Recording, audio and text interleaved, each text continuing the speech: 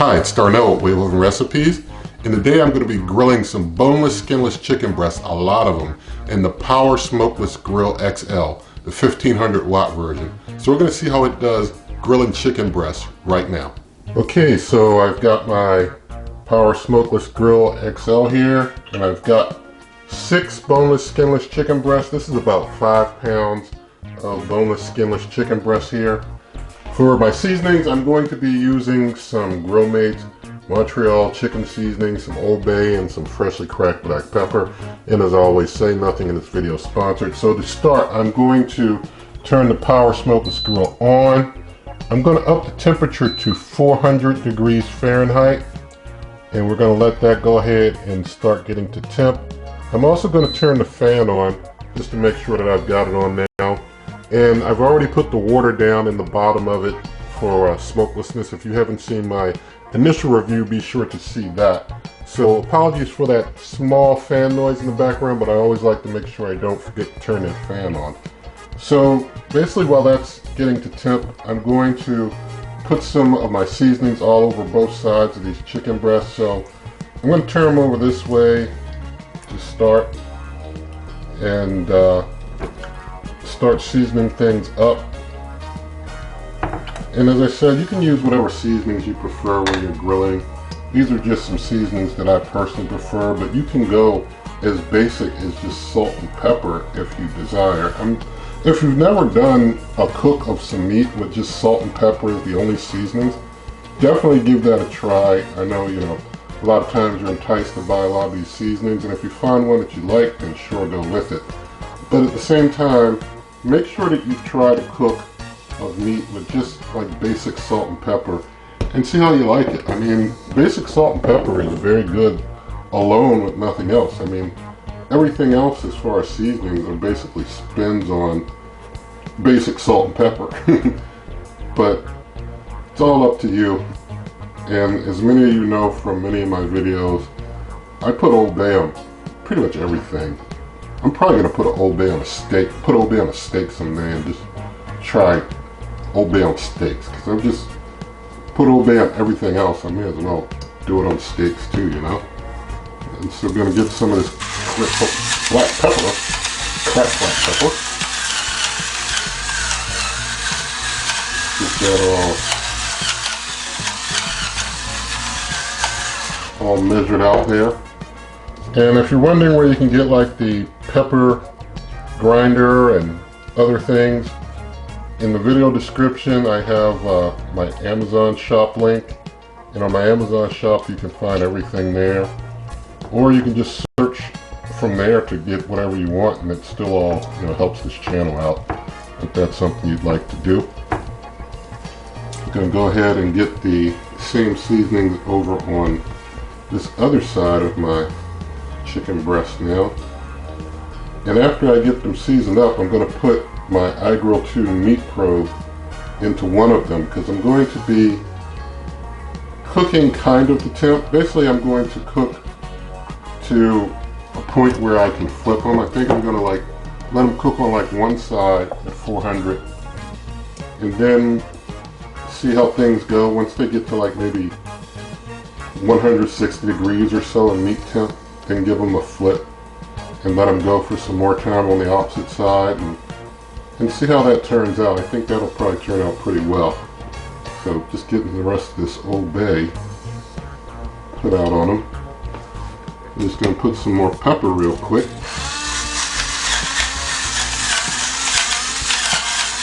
Almost done with this pepper. And I will say, when it comes to grinding your black pepper, you will find something interesting. Once you start grinding your own pepper instead of like buying the already ground stuff, not only is it better in flavor, but also to get the whole peppercorns that you use in a grinder is very inexpensive. So it's very inexpensive once you start getting into the process of grinding pepper yourself instead of buying that stuff that's already ground up. And that stuff that's already ground up is way less tasty. It's not as good. I mean, if you try both, try grinding your own sometime, you'll see it's just not as good. So just going to put a temperature probe in. I guess I'll put it in the one that's going to be nearest to me over here on this side. Just put it in this one here. Even though some of them are different sizes, this one should be okay to measure. So we're just going to wait for things to get to temp. Once it's done flashing, that 400, it'll be to temp. But even after it gets to temp, I'm going to wait maybe another 3 minutes or so just to make sure it's really warm. And then I'll bring you back and we'll get the chicken on. Okay, so I've let things get nice and hot and sit there for a while to make sure it's really hot. So I'm going to get the lid off for a moment. Just set it to the side. I'm going to set these chicken breasts out. And the good thing about this XL, I'm hoping that it's large enough, being the XL version, to hold all 6. So we'll see how many we can get across here, or if we can get all 6. I'm figuring I can put some down on bottom as well to get them all laid out. So here we've got 4. Basically we can get 4 across here. And since this is pretty non-stick, I'm not using any type of cooking sprays or anything of that sort to, you know, try and make it more non-stick or anything. I'm just going to use the grill grate as is. It looks like I've got all 6 on, although a little, you know, a little together a little bit, but all on. So I'm going to go ahead and get my lid on top. And once you get that lid on, you hear how quiet everything gets. It's very quiet. And so I'm going to go ahead and let this cook until things get to 160 degrees on the iGrill 2, and then I'll flip these.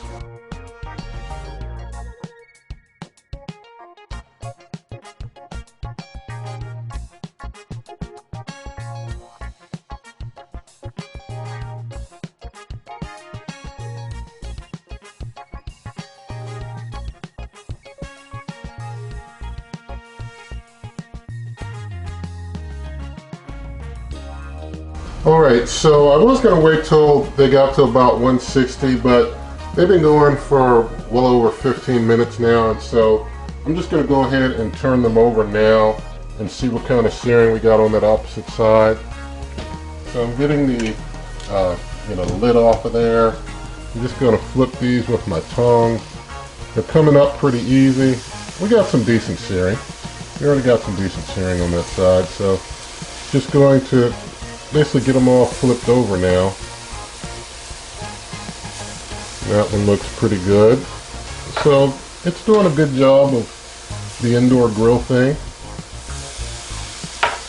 Gonna get these last 2 flipped over. These are so large, I think it's better to flip them now than to, you know, wait till later just to try and get some sear on the other side. And they're already well seared on the side they were on, so got them all flipped. And going to get my lid back in place. Let's scoot this one over a little bit. Get that lid back on there. And so we'll let that continue to cook.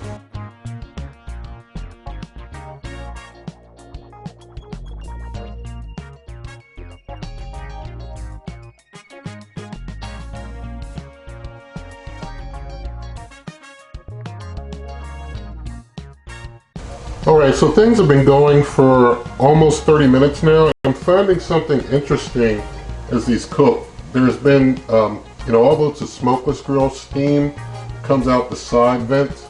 So there's steam coming out the side. And I'm noticing that there's a bit of condensation perhaps that kind of collects. You see, I'm kind of getting, I know I was wiping things clean to try and keep it clean, but I think there might be a little condensation collection on the on the bottom underneath. I'm going to check this other side with a wet napkin where I didn't wipe anything, just to see if there's anything over there also. It could have just been from me wiping. Yeah, there's a little bit of moisture on this side, not as much as on the side where I was wet. Up here, I can tell it's really wet. It's kind of wet up here on the paper, and you see here on the back, I don't know if you can see it well, but it's really wet. So there's condensation that's kind of building up and kind of being put on the bottom of the smokeless grill a little bit. It's not like anything real bad, but I do see a little bit of moisture that kind of collects around the bottom of it as this is cooking.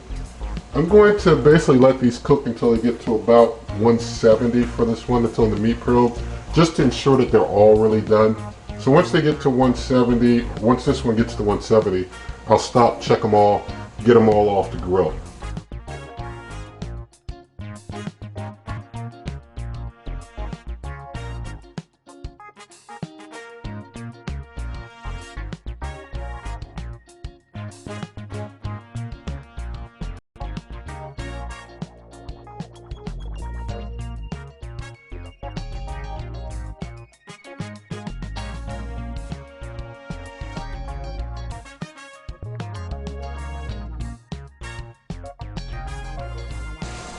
Alright, so we see about 50 minutes have passed and the chicken is now the one that we have the probe in.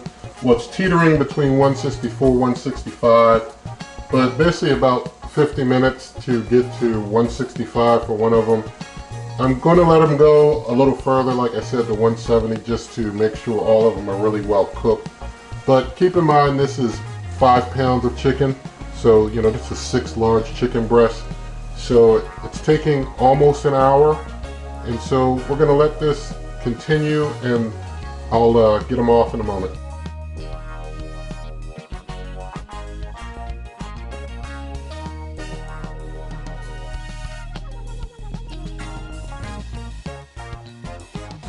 Alright, so about an hour has passed, even though temp is at 167 on the one that I have the meat probe in. Since it's been roughly an hour at this point, I'm going to go ahead and start checking temp on the breast now. See if maybe we can just stop it, you know, about an even hour. So let's check this one out. That one's at 170-ish. This one's at 170-ish. That one's 172, 173. Yep, I think we're all good here. So I'm going to power off. I'm going to go ahead and start getting these off now. So, you know, for 5 pounds of chicken breast, it took about an hour. And I guess, you know, if we were doing a whole 5-pound chicken, we might, you know, on any type of cooker, might take about an hour roughly. So I guess that's not too bad considering all the chicken we had on here. And you see this other side, you know, how well seared it got. I'm just going to set these out.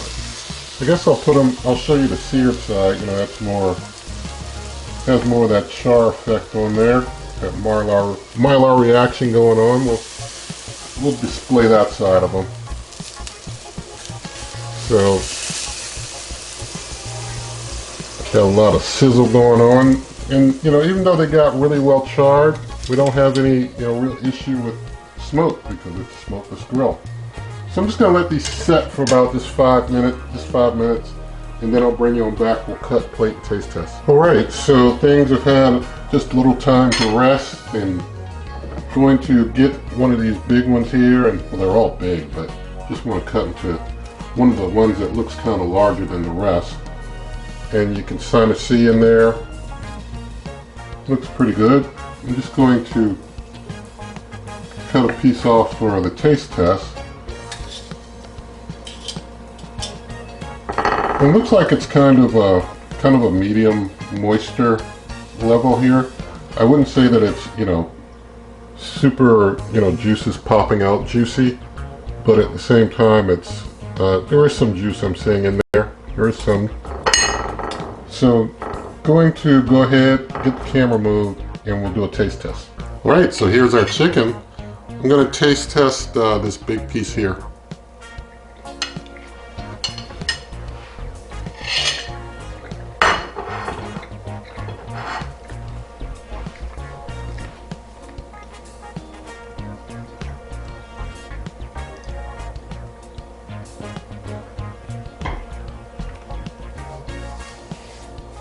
Okay, so the chicken is you know, fully cooked through and through, and the moisture level is kind of, like I said, a medium. It's definitely a kind of a medium moisture level.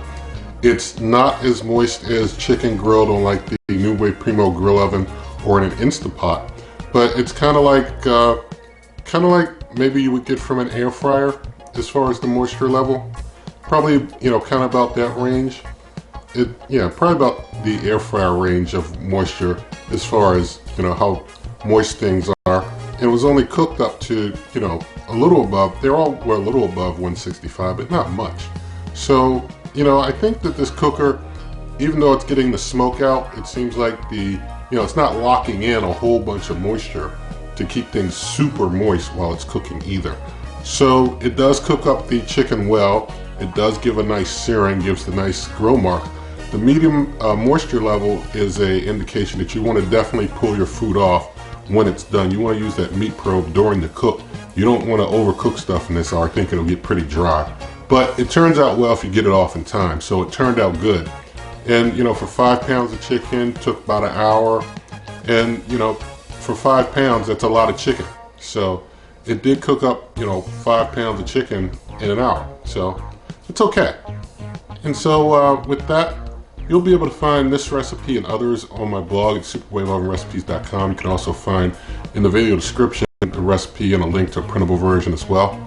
Also, you can always get to this YouTube channel by going to waveovenrecipes.com, and on Twitter and Instagram also at waveovenrecipes. And if you like this video, please give it a thumbs up, share the video with a friend, leave your comments, subscribe to the channel, hit the notification bell, and good eating.